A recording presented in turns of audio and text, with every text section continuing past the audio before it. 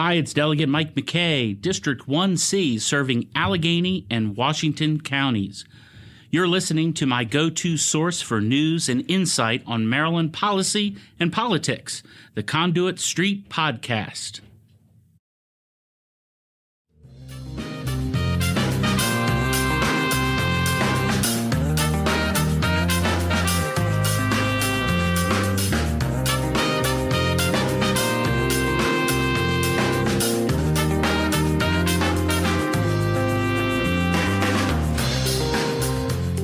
Hello and welcome to the Conduit Street Podcast. Kevin Kinnally here with Michael Sanderson. Michael, as we sit here on Tuesday, July 28th, we are still social distancing. I feel like we run this bit in the beginning of every episode now, but how are things going in the Sanderson household? Everything's okay here. How about you and your gang? Doing well, thank you. And today we are going to talk about the hottest topic out there right now, Congress and their movement toward another COVID relief bill. And Michael, we have a very special guest to sort of walk us through what's happening in D.C. since we're primarily focused on state and local government in Maryland. Yeah, I'm really happy to have Mark Ritacco from the National Association of Counties. He's part of the policy team, relatively new to the team at the National Association of Counties. And wow, walks right into probably the biggest fiscal, social, public health, political issue maybe that local governments have ever faced at the congressional level. Mark, thanks so much for joining us today. Glad to have you with us. Thanks, guys. It's great to be here. So, Mark, tell us a little about your history, what you were doing before NACo, just so our listeners have an idea of your experience and how you play into what's happening now on the Hill.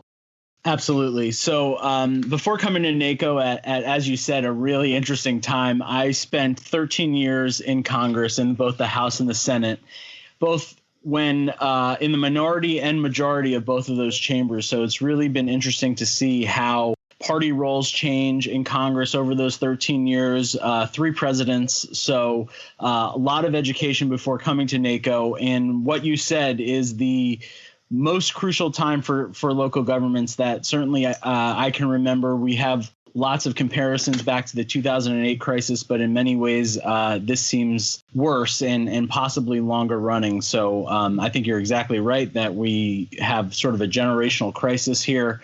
But in the Senate, I worked on appropriations issues, and that's what really drew me to NACo, which is a great organization that represents all 3,069 counties in America and those diverse needs. And what the appropriations process taught me in the Senate was about how to negotiate bipartisan deals, how to get things done. And as you guys know, the appropriations process is one of the only working processes in Congress right now. So it was a really good forerunner to coming to NACo, which has to operate, and it represents local governments which don't have the luxury to kick things down the road. The potholes need to be filled, and the services need to be done. So it's been a really great couple months at NACo because it's exactly what I thought it was going to be. I'm a proud alumni of the University of Maryland College Park, so it's great to be with you guys. And I think I have an extra preparation for your show here because as my commissioner of my fantasy football league, I do a weekly recap in this format. So hopefully I do everything that you need me to do on this episode. Wow, man, he's like checking every box as far as I'm concerned. I mean, a Maryland grad, that's great. He managed to use words Congress and getting things done in the same sentence, which I found to be a magic act because we never seem to think of those things happening. And now fantasy football. Oh, my goodness. All right. Well, we may have to close with that. Yeah, I was going to say, you really do check all the boxes. And I guess if you consider continuing resolutions getting things done, then we'll give them some credit for that. But that's true. It's really the only thing, the appropriations process, that has been working consistently in Congress. We're hoping to avoid another government shutdown, by the way. That's another issue. But today, as we mentioned, we're going to talk about what's going on. The biggest news around is what's happening in Congress with COVID-19 relief, particularly when it comes to state and local governments, which, of course, we are focused on. But Mark, catch us up on the last several weeks. And I guess all the way back to May when the House passed the HEROES Act. And now yesterday, we all know that we saw Senate Majority Leader McConnell's proposal for the 4th round of COVID-19 relief. But let's talk a little bit about how we got here. Absolutely. And so if you look at Congress's response to the coronavirus, it really tracks closely with how American society grappled with the coronavirus and began to understand it. So going all the way back to early March, the very first bill that Congress passed in response to the coronavirus was a very limited $8 billion measure that was focused only on public health. And that was at a time when we thought that this was only a public health crisis and that perhaps we could solve it with only public health resources. A couple weeks later, they passed the Families First Coronavirus Response Act. This was really a public health bill, but started to have some sprinkles of economic relief and economic aid and recovery in it. So that was the bill that gave free coronavirus testing, which paved the way for the ramp up of wide-scale testing in America, which is, according to most experts, still insufficient, but making it free was an important step in ramping up. That bill also provided for paid sick leave for employees to care for someone with COVID-19 or who had COVID-19 themselves. It was an important economic piece as well. And local governments as employers also were affected by that because they had to comply with the employer side of the paid sick leave that bill provided. Right. So you're starting to see, like you said, the legislation tracking along with public sentiment and the focus getting wider now, not just public health, but also thinking about economics and employers and so forth. So yeah, it makes sense. Yeah, and then a few weeks after that, the largest bill. So as the virus intensifies, as infections increase, Congress responded with the largest bill to date, which was called the CARES Act, which is a bipartisan bill. I believe it got 89 or more votes in the Senate, probably more, but largely bipartisan, almost unanimous in both houses. And that had important public health investments like $100 billion for local hospitals. But for everyone listening now, one of the most important parts of that bill was the $150 billion coronavirus relief fund, which provided direct assistance to state and local governments to help deal with the public health expenditures that they were seeing at the time. And now it's really important to remember that, again, at this time, so April, May, late April, early May, most local governments' fiscal challenges were on the expenditure side and not yet on the lost revenue side. It was a time when local governments were only beginning to, quote unquote, shut down, and the extent of lost revenue wouldn't be known. So as everyone listening probably knows, that fund can only be used for expenditures and not lost revenue. When at NACo, we've seen that it's actually opposite. Most of the fiscal impact of COVID-19 for local governments is on the lost revenue side. So that was a big deficiency in the CARES Act. And fast forward then a couple more weeks, the virus is sort of full blown. April, late April, early May, mid-May is when we had the first peak in hospitalizations and unfortunately deaths.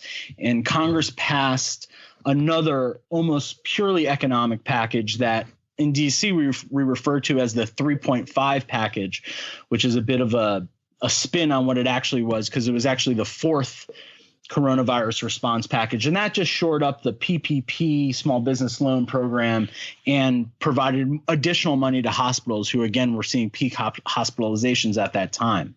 And Mark, I want to stop you there because that last bill that you talked about, the 3.5, I know that NACo, state and local governments across the country were really advocating to sort of fix the issue that you talked about earlier, which has to do with backfilling lost revenue, which is a huge, huge issue for local governments and for states. And I know that according to NACo, the pandemic could impact county budgets by at least $202 billion through just fiscal 21. And of course, that includes lost revenue, expenditures, and state funding cuts. So that 3.5 bill, I remember sort of the tagline from the Senate and from the House was, hey, don't worry, we'll get to the state and local governments next time, but you're going to have to wait because we're not going to put it in this bill. So we know that was an issue then. And then they paused. And you talk about the pause. I think that's important, too, because that was really before we saw a huge spike in states that weren't seeing spikes that are now. And now Congress is back at the table negotiating this fourth bill. The pause is really important because, as you said, the nation looked a lot different when the pause button was hit than what it looks like now. Both geographically, the virus has moved south and west, and economically, we haven't had the spring back V-shaped recovery that many people thought we might have as a result. So Senator McConnell, we're referring to this pause. This is a reference to Leader McConnell, who is in charge of the Senate and Senate Republicans, saying that the Senate was going to pause on future bills until we saw what the CARES Act could do in our communities to help shore up the local economy. Maybe the $150 billion in the CARES Act was enough to shore up local governments. And I think we're seeing now, as you alluded to, Kevin, NACo's research shows that it just isn't enough. And the $202 billion, I really want to emphasize that those aren't just numbers on a page. That's foregone services in counties. It's laid off workers. We've lost 1.2 million jobs in local governments since the beginning of March. So this isn't money for governments that we're talking about here. This is money for people. This is money for people's jobs. This is money for people's communities. This $202 billion is a real hole, and it's not just an accounting hole. It's a vibrancy of our communities hole as well. As is regrettably often the case, we have the business of government tends to be counter-cyclical. So people are looking for assistance and support at times when revenues are driest in terms of unemployment insurance and public health services and things like that. But even more so right now.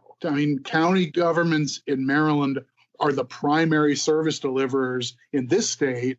So when you go to a county health department, to the public health clinic or so forth, you're counting on the first responders, who are the ones decked out in the protective equipment to help on the front lines, during a pandemic. Having those jobs be the ones that are being jeopardized by the weakness in the economy is sort of doubly cruel, to be honest.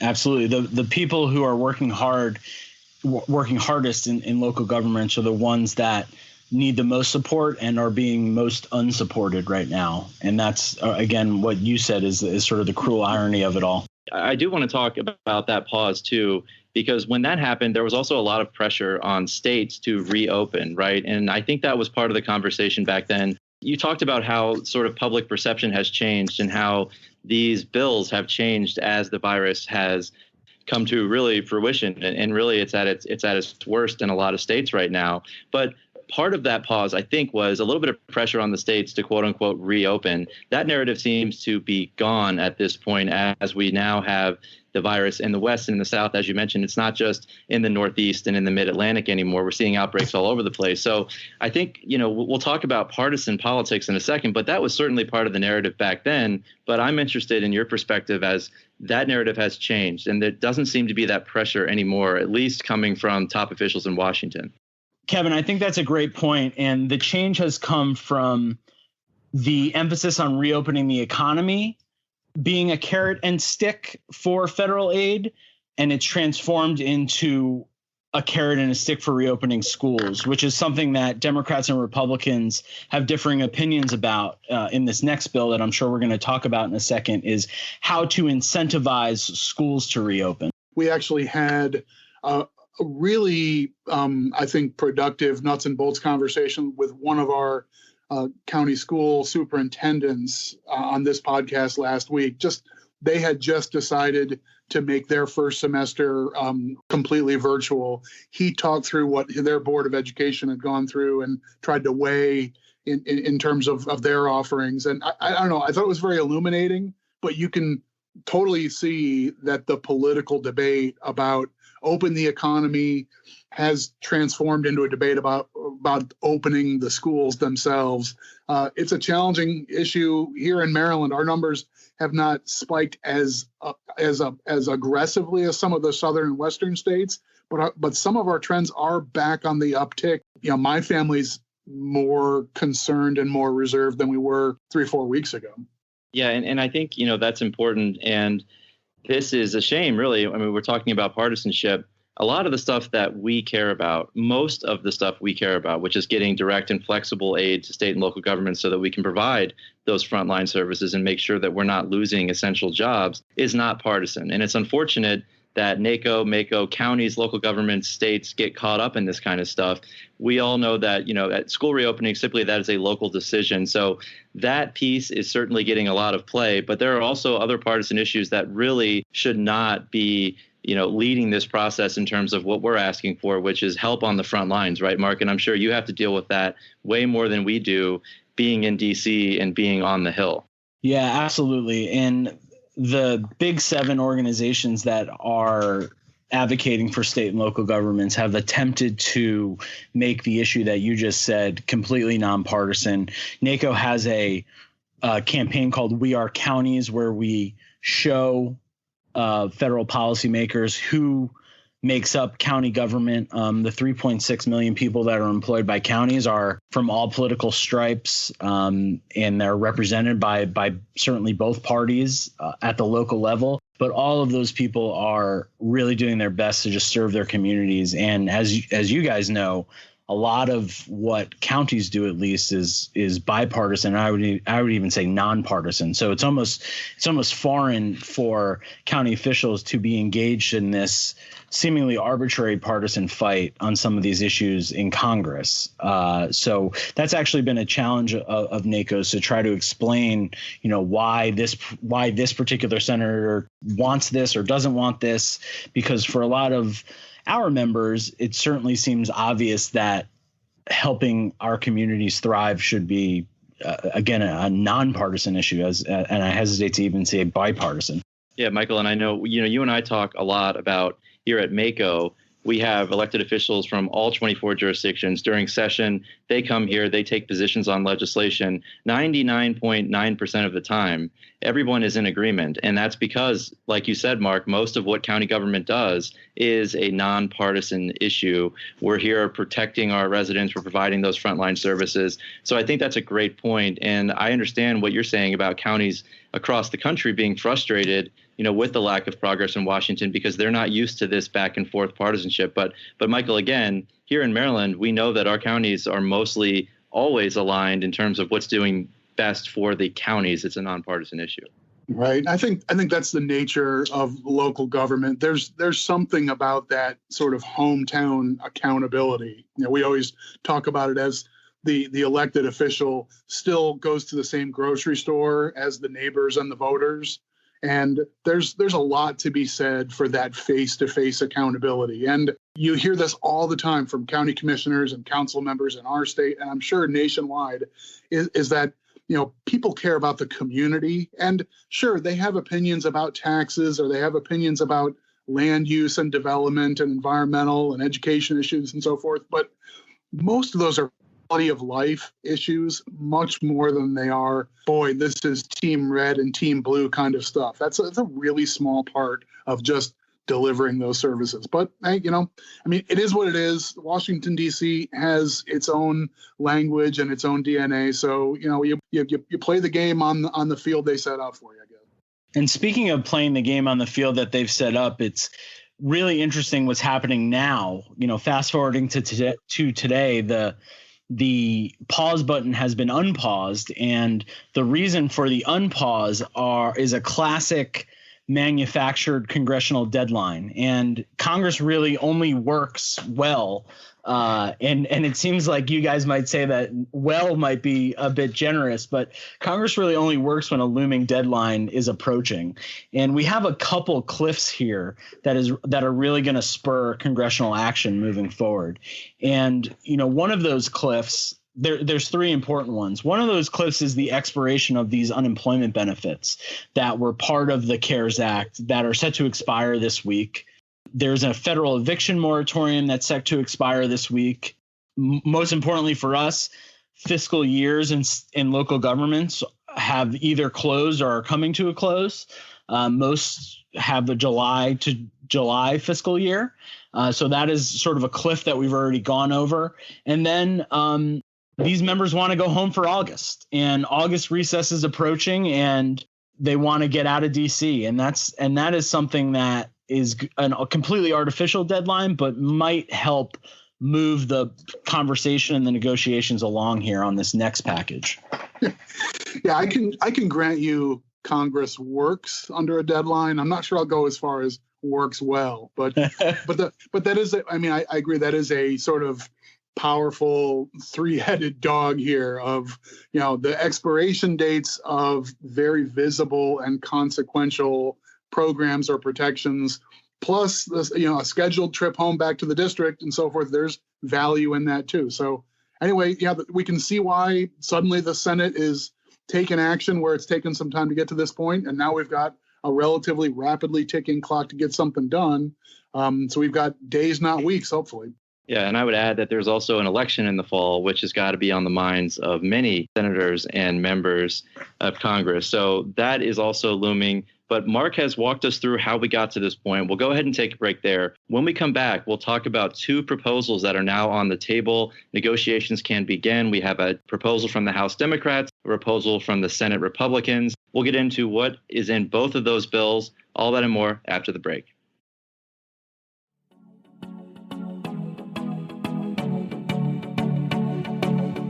This is John Fernay with Eye on Annapolis to let you know about our daily news brief podcast. If you want to keep up on Annapolis area local news, local weather, and local events, check us out.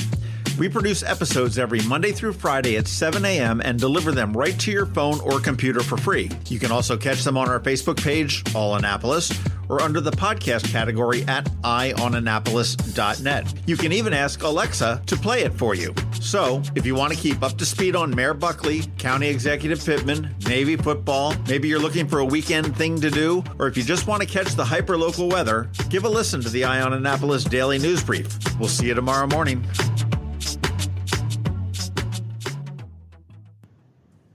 Welcome back to the Conduit Street Podcast. Kevin Kinnally back here with Michael Sanderson and Mark Ritacco from the National Association of Counties. Mark and Michael, on the first half, we talked about how we got to this point. We're talking, of course, about Congress and their response to the COVID-19 pandemic.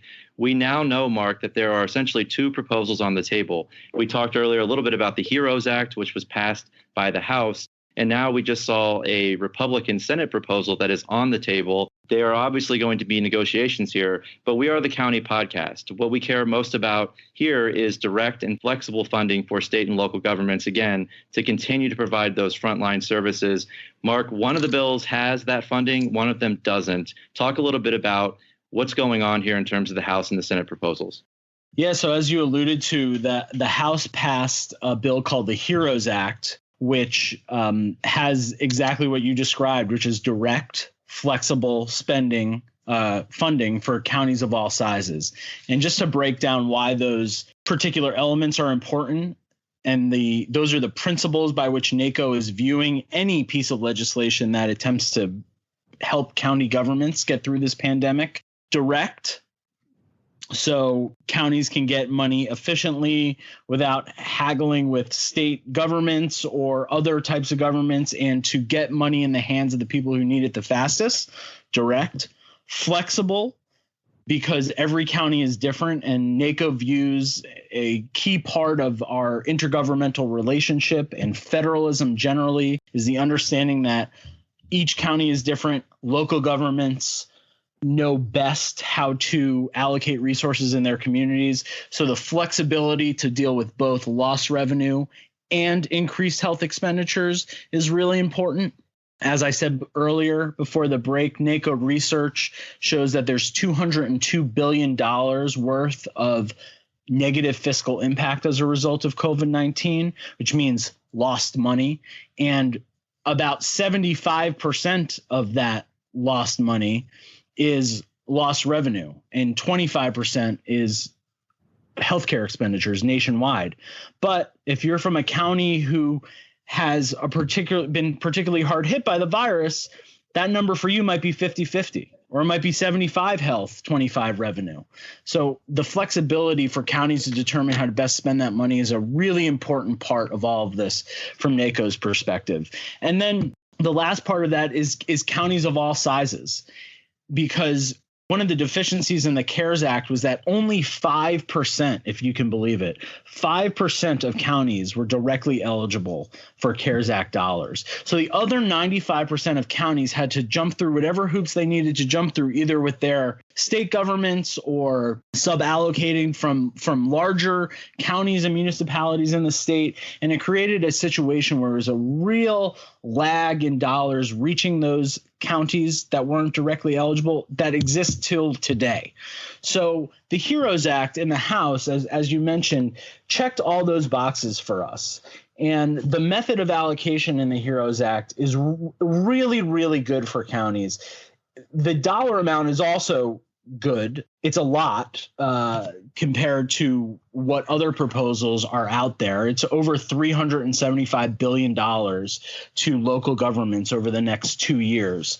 But most importantly for NACo's perspective is the way that money gets into the hands of local governments so they can do the most good most quickly. Compare that to what we just saw introduced yesterday by Leader McConnell, which is called the HEALS Act, HEALS. That has no additional money for state and local governments. So what that bill does is it allows limited and, in my opinion, complicated flexibility for the Coronavirus Relief Fund, which was in the CARES Act.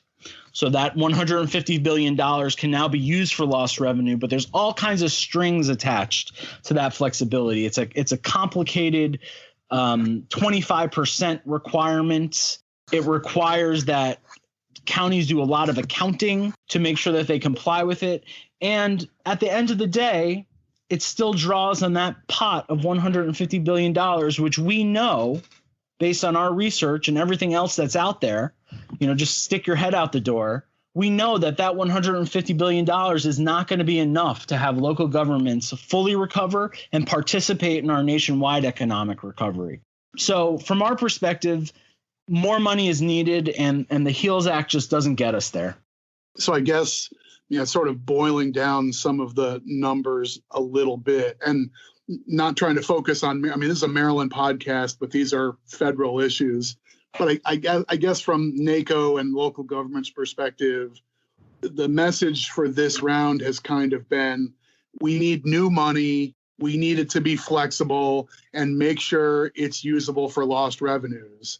The House bill has done all those things, but what we just saw from the Senate says no new money.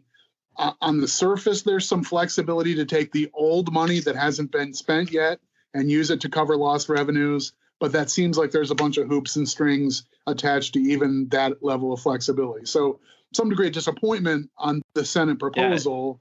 Yeah. I guess we have to be pleased that there's something from the Senate that we can at least, get to negotiation between the two chambers.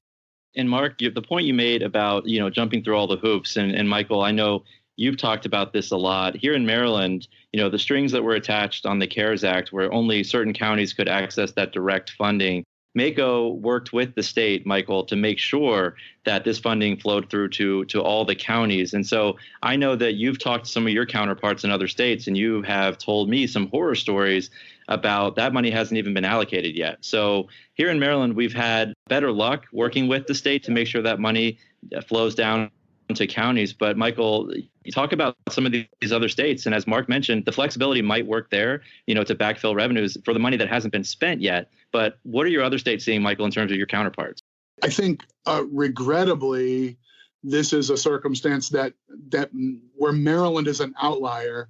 We're fortunate. We got what I would judge to be a pretty good deal and a set of distribution plans from the state pretty quickly when the feds announced their plan. And, in a space of a few weeks in Maryland, we got a plan to get the money out the door to the counties. We got a way to get them to advance some of the funds with some indemnification clauses and so forth. The details aren't important, but we've gotten money out the door. And at the local level, that means, a lot of small businesses, not the big hitters who needed like $1.5 million, but the small business who needed like $8,000 can get help through their county government. We've been able to do that in Maryland. And I think there's a fair number of states who still haven't even worked out those nuts and bolts. That's why I think, if I'm reading the tea leaves correctly in Congress, that there's a number of senators saying, well, there's still this money from round 3.5 lying around that hasn't been used. So let's just give them some flexibility with that money and let them use it a little bit differently or more flexibly. And that will be the benefit to give back to my state and my counties. It's a disappointment to Mark and the team at NACo. It's a disappointment to Governor Hogan from Maryland. He's the leader of the National Governors Association. He's been calling for direct, flexible aid to states. We've been, all those groups have been working hand in glove. But it's a tough situation when some states haven't even sorted out how to get things done with round 3.5 funding. So, Mark, let's talk a little bit about what is in the Senate HEALS proposal. We know that a lot of people are going to be excited to hear there is another round of economic impact payments. It looks like that is the same as what we saw in the CARES Act bill in terms of who would be eligible. And one of the sticking points we talked a little bit about, I think you mentioned on the first half, is the boost to federal unemployment payments. There was a $600 boost that's set to expire on the 31st, as you mentioned.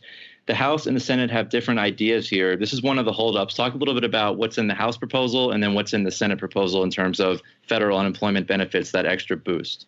Yeah, Kevin, I think it is really important to note that everyone expects that there will be further negotiations in the Senate after the HEALS Act introduction. In fact, last night, it wasn't even introduced as a singular bill. It was introduced as 6 or 7 separate bills, which is an indication that there's no intention to actually vote in the Senate on this particular piece of legislation. It really is just a starting point in negotiation. So as Michael was saying earlier, it's a good start in that even Senator McConnell understands that the idea of flexibility is required, but a disappointing start because it didn't get us that direct funding. But what it does have is another stimulus round for all the same individuals that qualified for the first round. So it was, $1,200 is the figure that is commonly referred to. Obviously, it's different for everyone's household situation. And unlike the House proposal, or I should say what the Democratic House desire is, which is to continue that $600 extra unemployment payment per week, the HEALS Act brings that down to $200. And I think that will be a significant point of negotiation in the next couple of weeks.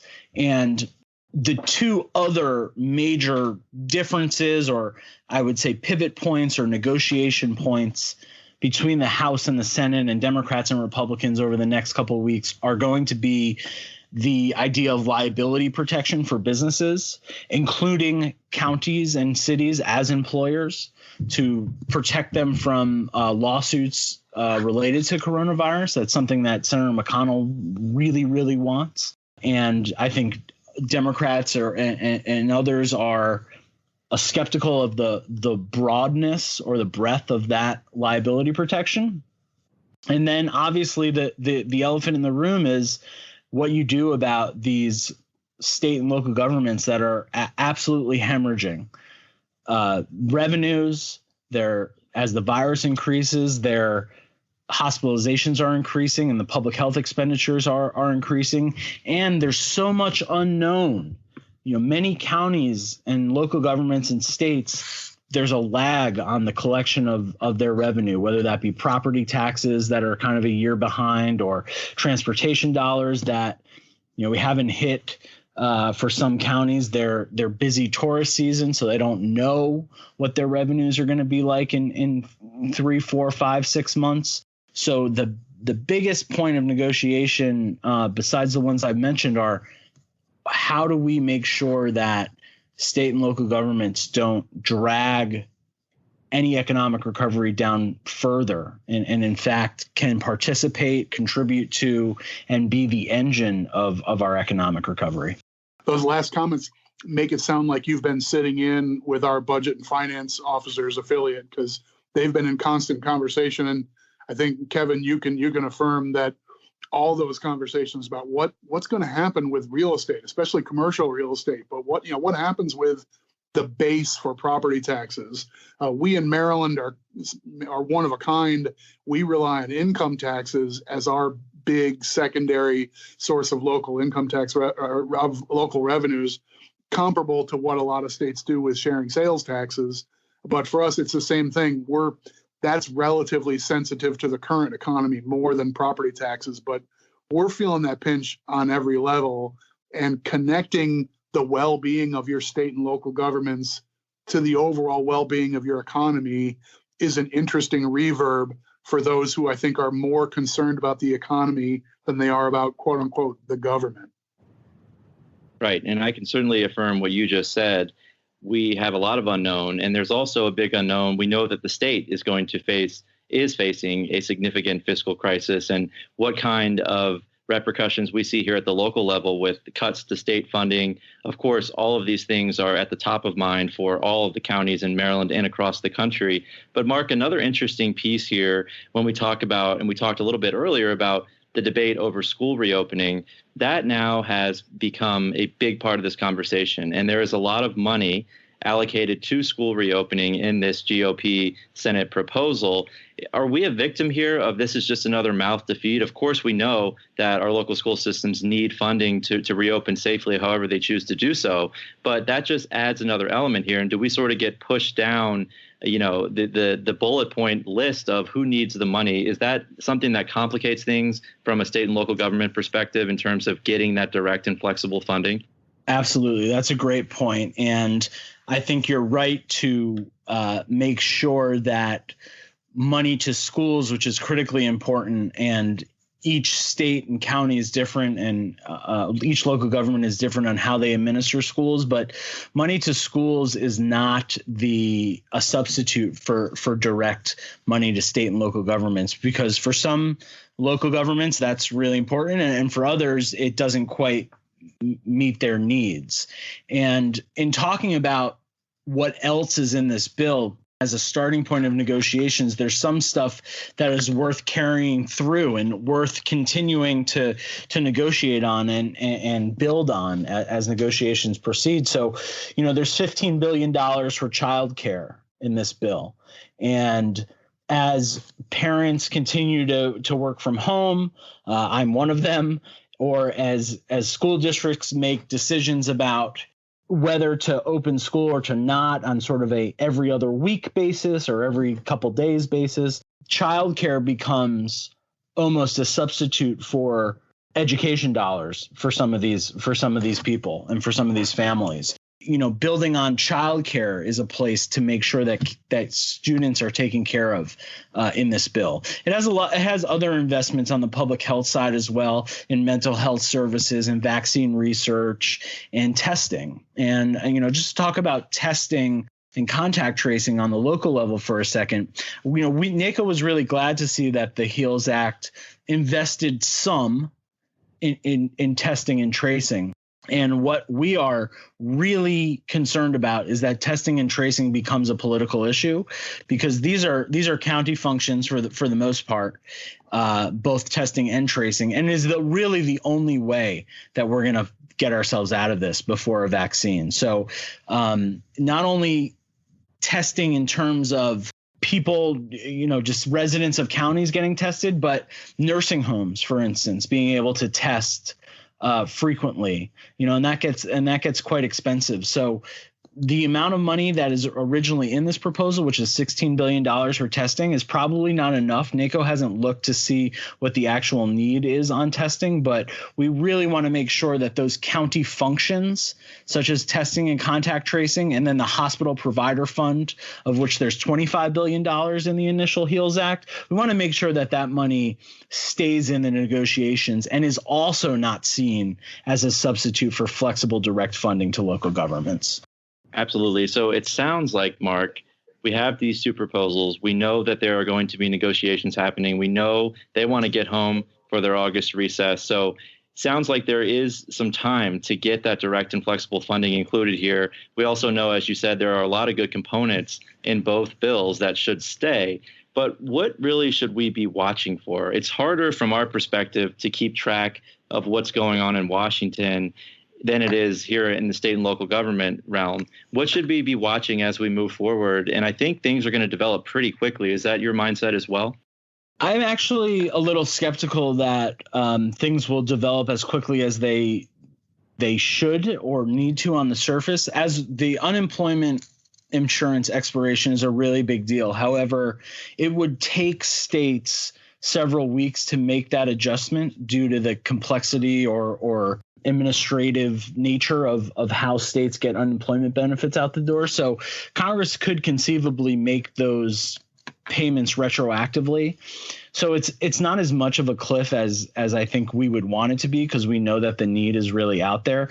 So what I think we should be watching for over the next couple of weeks is the next thing that Senate Democrats do and say. So if the next speech by Senator Schumer or the next press conference or whatever it might be says, I'm talking with Leader McConnell and Secretary Mnuchin, and we're negotiating and proceeding, that's a really good sign. But if it's Tuesday now, if by Friday it's still lobbing bombs at each other from each other's trenches, I would say, kind of like Groundhog Day, another couple weeks of winter, if that were the case. So what we're hoping for is a bipartisan agreement. We hope that negotiations proceed in earnest this week. And what we should be watching for is positive statements about the conversations. And, we've been talking a lot about House and Senate, Democrats and Republicans over this hour. But another key component here is President Trump and what he's willing to sign. And there were early talks that he required a payroll tax cut in order to sign the bill, early talks that he required this or he required that. And we haven't yet seen those veto threats yet. Which is a positive sign. So something to watch for, aside from reading the tea leaves in Congress, is what the president says he will or won't sign as a final package. So along those lines, and I mean, we welcome having you here as much as anything, because you speak this language better than we do. So I saw yesterday what seemed like some encouraging signs with speakers from the White House and congressional leaders talking about the importance of extending the moratorium on evictions. Excuse me. Yeah. So but that needs to happen soon, right? I mean, is it? Yeah. That's a July 31st deadline. Is it possible we see a piecemeal with a couple pieces that are truly up against the wall and some quick resolution on that? Is that a way this Congress might work? Well, you certainly can't retroactively de-evict somebody. So, right.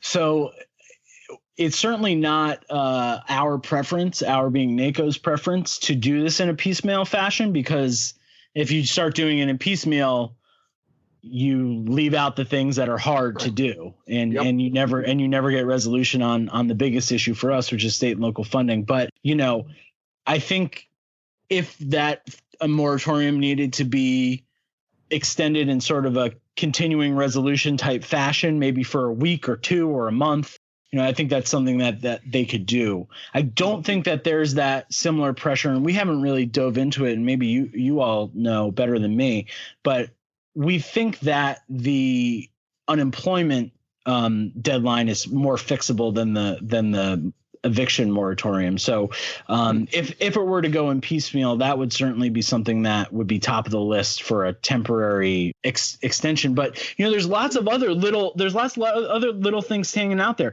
For instance, there's a deadline. There's a waiver for in-person interviews when receiving federal benefits like TANF and SNAP, and that waiver authority expires very soon. And so we're facing a situation where in order to get federal nutrition benefits, you'd have to appear for an in-person interview, which you can imagine is counterproductive for public health. And so there's lots of little things that were in the CARES Act or just naturally expiring that Congress needs to address. So when you start going down the piecemeal road, how many pieces are we talking about? Because there's probably 24 things that individually need to get accomplished.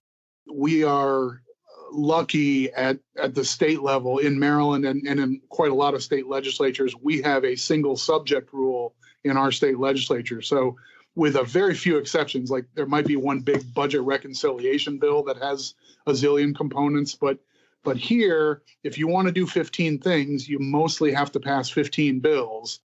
In Congress, it seems like it's de rigueur that you just end up with, here's the 7-page summary of the 85 things that are in this giant toboggan legislation. And nominally, it's a Defense Department reauthorization of funds, but it includes all sorts of add-on provisions that are important to this member and important to that state and so forth.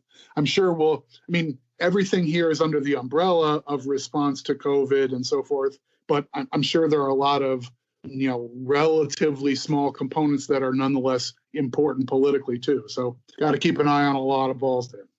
Absolutely. Yeah, a lot of pork, especially again, considering we are coming up on an election in the fall.